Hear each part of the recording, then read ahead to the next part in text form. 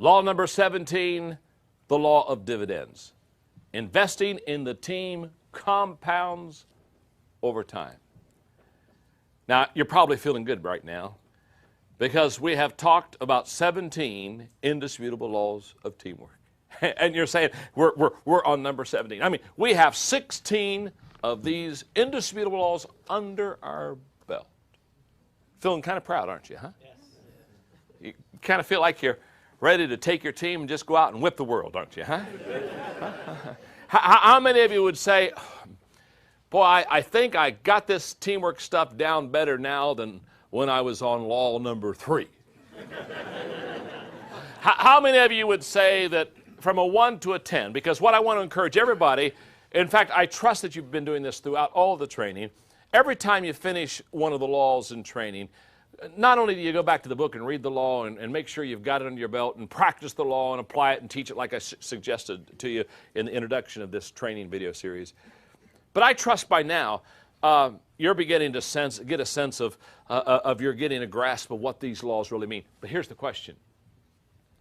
If you evaluated yourself from a 1 to a 10, here's the question. Did you give yourself a 10 on every one of them? How many of you probably were not perfect on all 17? See, and I've even taught 17 and you're already saying I'm not perfect.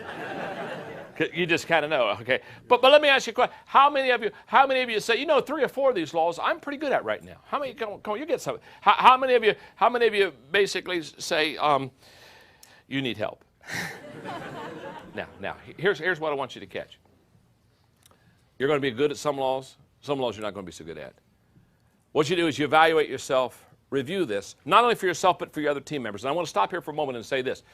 When you're finished with this study of the 17 indisputable laws of teamwork, what you want to do is not only evaluate yourself, but let your team evaluate you on all 17 laws. And you want to evaluate your team till you know who does best on what laws. For example, on law number 16, the law that I just finished speaking on, the law of high morale, let me say this. There may be somebody on your team that they are just a naturally gifted motivator. Aren't there some people that when you see them, your face lights up? You just know that they're going to say something that's going to lift you. Isn't that right? And aren't there other people when you see them, you just say, oh, dear God, why did I see them? Let me. How many of you ever seen somebody in a supermarket and somebody you didn't want to see? And the good news is you saw them.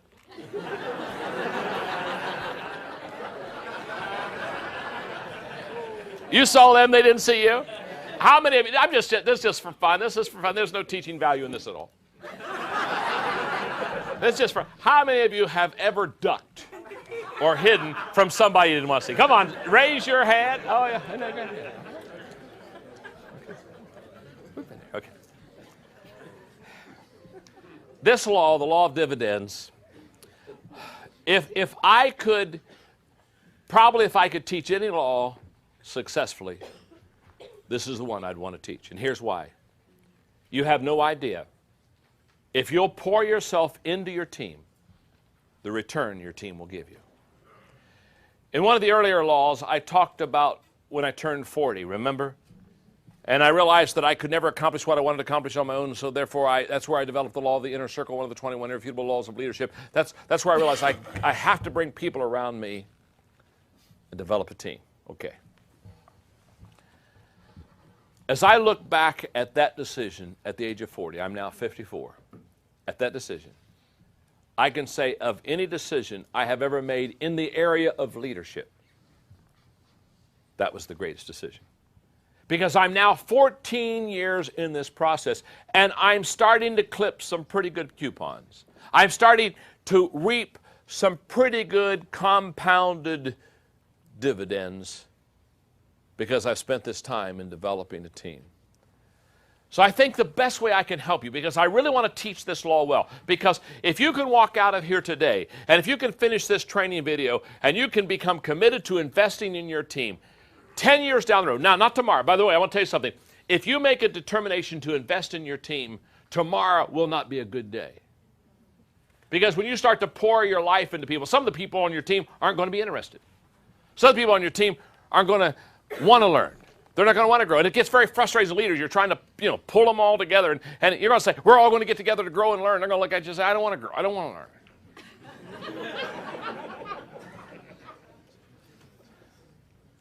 And you're going to be discouraged. Now, here's what I'm saying. Many people never reap the dividends of investing in the team because in the first 6 months it was so hard that they gave it up. And basically went back to saying, it's just easier to do it myself. And they never understand why they don't reap the dividends and the compound interest of what a team will give you over a period of time. Done correctly, the most important thing that you'll do as a leader is law number 17. So let me share with you what I think investing in a team means. I want to make sure you really get this. Number one, investing in a team means making the decision to build a team. This starts the investment. Just like you would make a decision to put money aside in the bank for CDs or invest it somewhere in the stocks, just as one day you have to, you see, if you've not put anything in, you can't get anything out. I mean, don't go down to the bank and say, I'd like to collect my money. They come back puzzled in a few moments and I'm sorry, you don't have any money. Oh. I hate these rules.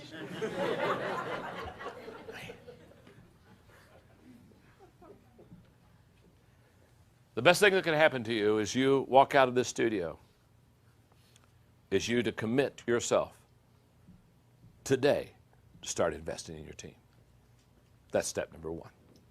Make a decision to build a team. Number two, gather the best team possible. What this does is elevates the potential of the team. And by the way, when you gather your first team, it won't be your best team. It's just going to be the team that you've got. So make the best of it. Isn't that right? It's okay.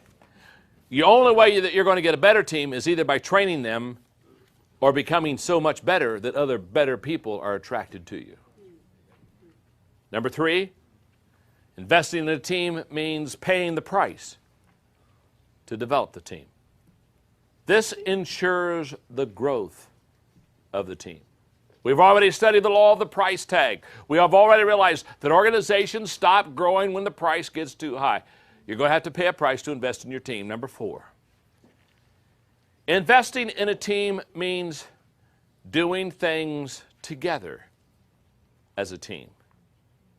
This provides community and relationships for those that are around you.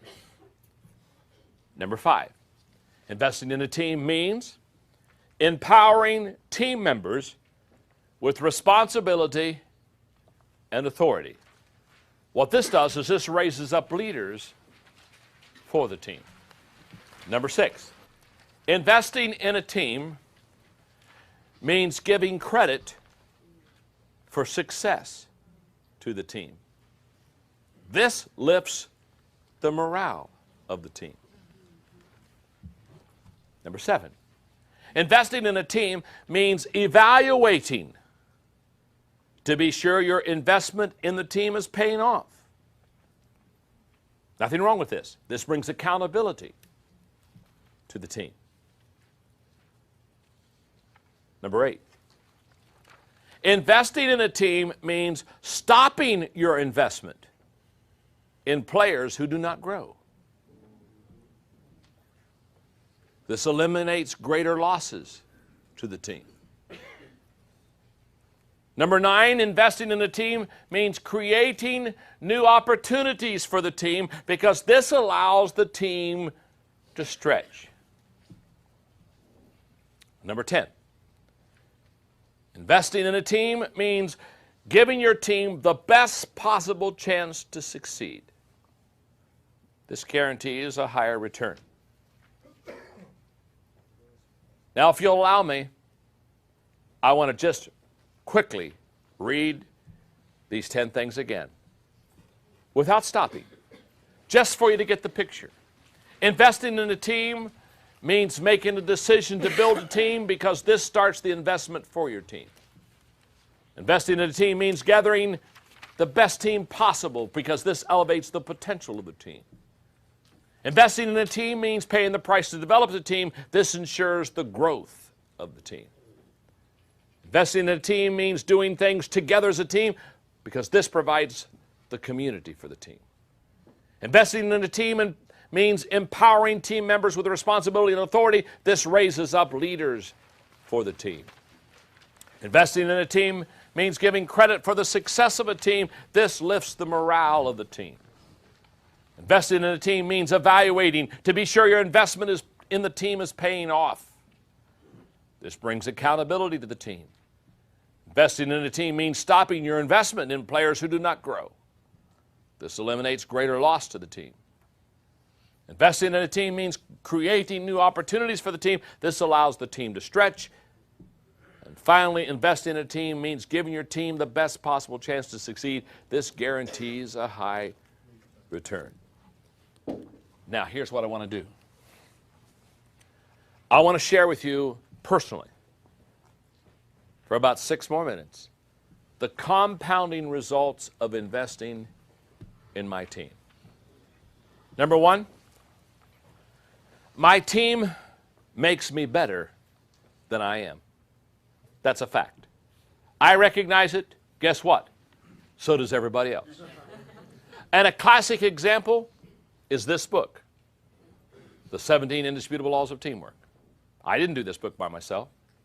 Oh yes, I sat down somewhere and said there ought to be a Laws of Teamwork book, but then what did I do?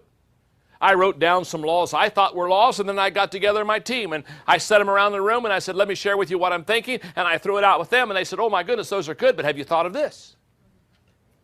And over 6 months, 20 people had input on these 17 laws. And every day as I watched their improvements, as they tweaked it, I said to myself, they're making me better. They're making the book better. That's what a team's all about. Number two, my team multiplies my value to others. In a few months, we'll do a simulcast for 70,000 people in probably 800 to 900 locations across America. On that September 15th day, I'll walk into an auditorium of 3,000 people with my teamwork notes. I'll sit down on a stool like this. I'll open my notes. Cameras will start rolling.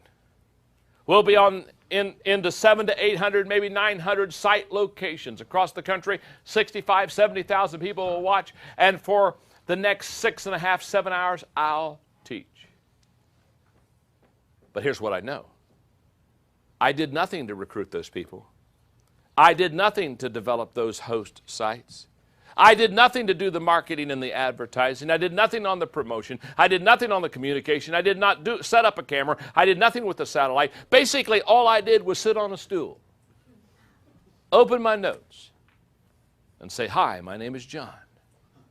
I'm your friend.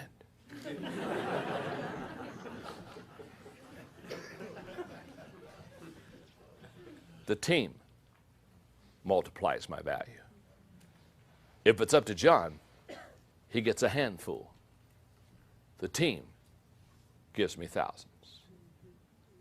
Number three, my team enables me to do what I do best. And it's a good thing I have a team around me because I don't do very many things well.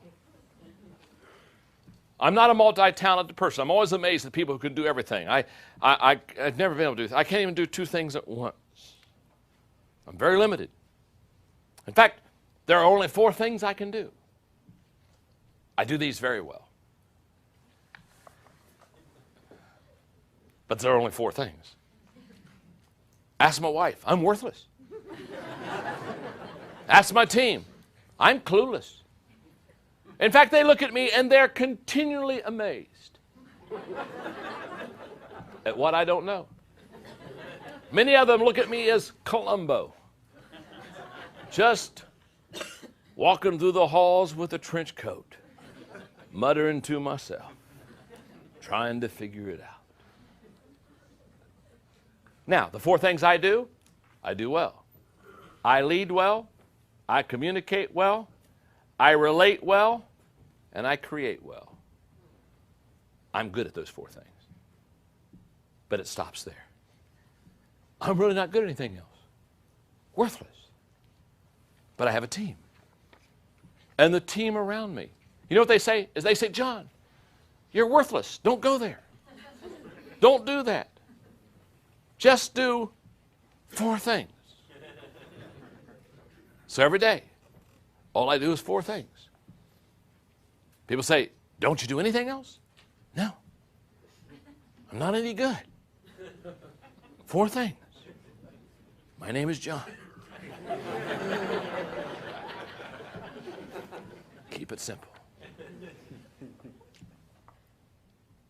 Number 4, my team represents me where I cannot go.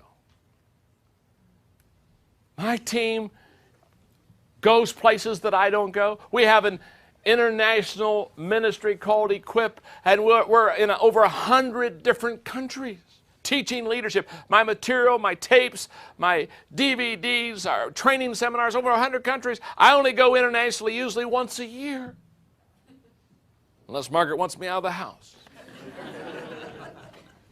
But they go where I cannot go. They see people I will never see.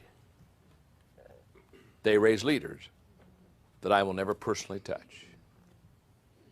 Number 5, my team fulfills the desires of my heart. My team is an extension of my calling and dream. Many years ago, I had a wonderful friend. 25 years ago, his name is Elmer Towns. He's been a friend and a mentor of mine for many, many years. And many, many years ago, as a pastor, he said, John, if you're a pastor of a church, all those Sunday school classes, all those Sunday school teachers are extensions of your vision and ministry. And I picked up on that concept. And when I began to develop a team at the age of 40, I said all of my team members will be extensions of my vision and my calling. And so they fulfill the desires of my heart. And those desires are fulfilled because when they come home, they tell me stories of what happened and lives that were changed. Or when I travel, people say, hey, let me tell you something. I was at a Dan Ryland seminar. I had an Enjoy Stewardship consultant come and help us raise money. And I hear the stories over and over again, and it brings joy to me. Number 6, my team provides community for my enjoyment. They're the ones that I play golf with. They're the ones I travel with. They're the ones I eat my meals with. They're my friends. It's kind of nice when your teammates are your friends. So you not only take the journey together for the vision, you kind of laugh along the way. And number 7, my team gives me more personal time. In fact, they're allowing me now almost to take a week off every month. I'm getting more time with Margaret than I've ever had, and she's loving this. I'm getting more time with the grandbabies than I've ever had, and they need me. I'm teaching them things that their mothers are not capable of teaching.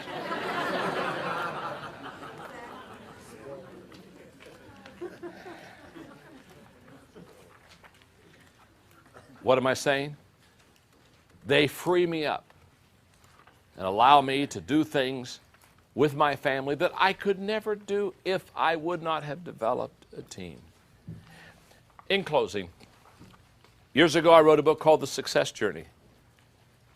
And when I wrote the book, The Success Journey, I said 3 things. 1, I want to take the journey of success. I want to go on this journey. I want to have a life of success. I want to have a life of significance. I want to have a life of fulfillment. I want to take this journey. The second thing I said to myself is, I can take it alone if I want to. In other words, I can do my own thing, call my own shots, go at my own time, have my own schedule. But if I do it alone, when I get there, wherever that is, it'll be a hollow celebration. Because the only person I'll have to high five is myself. So the third thought came. I can take the success journey with others.